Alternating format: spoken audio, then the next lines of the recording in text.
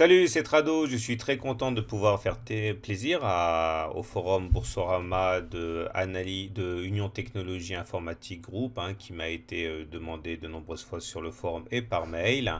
On va donc commencer cette analyse en précisant déjà dès le départ qu'il ne faut pas prendre cette analyse technique comme un élément suffisant pour entrer ou sortir de l'action. Ce sont les fondamentaux qui doivent vous inciter à acheter ou à vendre. Tout ce que je vais dire doit être ajusté à la lumière de ce que vous pensez de la valeur, et l'analyse technique n'est là que pour donner des indications complémentaires. Alors, Union Technologie Informatique Group est spécialisée dans les prestations de services. Et la dernière nouvelle en date pour UTI Group, c'est un chiffre d'affaires de 7,38 millions d'euros en légère croissance, comme vous pouvez le voir, et une amélioration apparemment au regard de ce qu'annonce AOF dans son communiqué. Alors voilà où on en est pour UTI. Alors, on va commencer par l'analyse de la moyenne mobile à 30 semaines. Alors, si vous découvrez l'analyse technique, ne prenez pas peur. Chacun des bâtons que vous voyez ici correspond à une semaine de cotation avec les plus bas et les plus hauts de la semaine. Nous sommes donc actuellement ici, ça s'appelle un chandelier japonais. Et la moyenne mobile à 30 semaines, c'est ce qui est en dessous. C'est le spaghetti bleu là qui monte. Et on dit que lorsqu'on est au-dessus d'une moyenne mobile à 30 semaines qui monte, on est en tendance haussière. Vous voyez, c'est le cas depuis à peu près cette période-là. Et depuis, on a enchaîné des hausses assez conséquentes.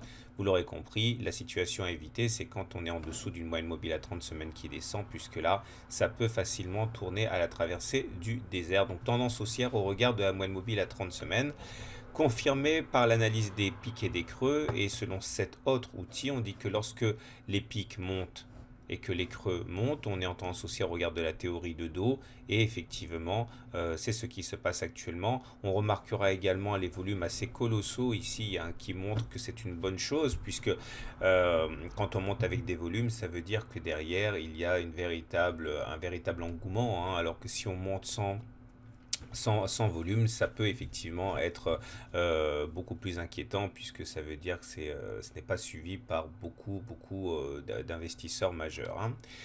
En utilisant l'Ishimoku, on voit également d'autres éléments. Le premier élément, c'est de comprendre que chacune des courbes que vous voyez correspond à un support actuellement, notamment la Tenkan qui est actuellement à 1,08 euros. En cas de forte attaque baissière, on peut espérer que elle est 1,08 euros, donc que la Tenkan joue un rôle de support. En deuxième rideau, on a la Kijun à 1,04 euros. Et puis effectivement, si on devait aller plus bas, eh bien, vous avez également le nuage qui peut servir de zone de support. La tendance est haussière, on voit bien le nuage commence à monter, ça confirme que la tendance est en situation de nette amélioration pour UTI. Alors, j'aimerais maintenant vous montrer pourquoi est-ce qu'on est monté aussi haut et pourquoi est-ce qu'on n'arrive pas à aller beaucoup plus haut pour l'instant. Vous voyez, on était dans une vague de Wolf. 1, 2, 3, 4, 5. Alors, si vous voulez en savoir plus sur tout ce que je raconte, y compris les vagues de Wolf, j'en parle dans mon module de formation générale. Bref, en tout cas, l'objectif, une fois qu'on a fait 1, 2, 3, 4, 5, selon certaines conditions, c'est d'aller chercher un point de contact avec la demi-droite 1, 4. Autrement dit, le point 6 ici qui a été rallié. Ça va être difficile quand même de clôturer au-dessus parce que ça joue comme une résistance. Et autres résistances et autres supports qui sont en train d'être travaillés. Regardez, là, la bougie est bien partie. On est en train de franchir les 1,06 euros qui sont là. Et si on arrive à clôturer au-dessus, ça serait une bonne chose parce qu'étant donné que c'était une résistance, quand on clôture au-dessus d'une résistance, la résistance devient support, c'est-à-dire que c'est difficile de passer en dessous. Donc il est impératif que vendredi soir, on soit au-dessus des 1,06 euros parce que sinon, eh bien, ce serait un signal assez délétère pour la suite. À noter un support ascendant ici en rouge qui a bien freiné les attaques sur le cours et qui pourrait au pire éventuellement servir de zone de repli avant éventuellement de repartir plus haut. Oui, donc effectivement, notez également cette résistance oblique ici, qui contribue à compliquer la tâche pour UTI lorsque l'on dépasse les 1,3 euros. Maintenant, une chose qui est très importante à envisager, ce sont les bandes de Bollinger. C'est un petit peu plus compliqué, mais c'est très important. La Bollinger supérieure, c'est la courbe mauve qui est là. La Bollinger inférieure, c'est la courbe mauve qui est en dessous. Là, actuellement, on est en train de clôturer au-dessus de la Bollinger supérieure. Comme ça, c'est produit ici, ici, ici ou encore ici. Ce sont des phénomènes assez rares. Maintenant, il faut comprendre que lorsque l'on repasse en dessous de la Bollinger supérieure, généralement, on va chercher un moyenne mobile à cette période. Elle est là, la moyenne mobile à cette période. Elle est actuellement à 0,8. Hein. Regardez, ça s'est produit ici.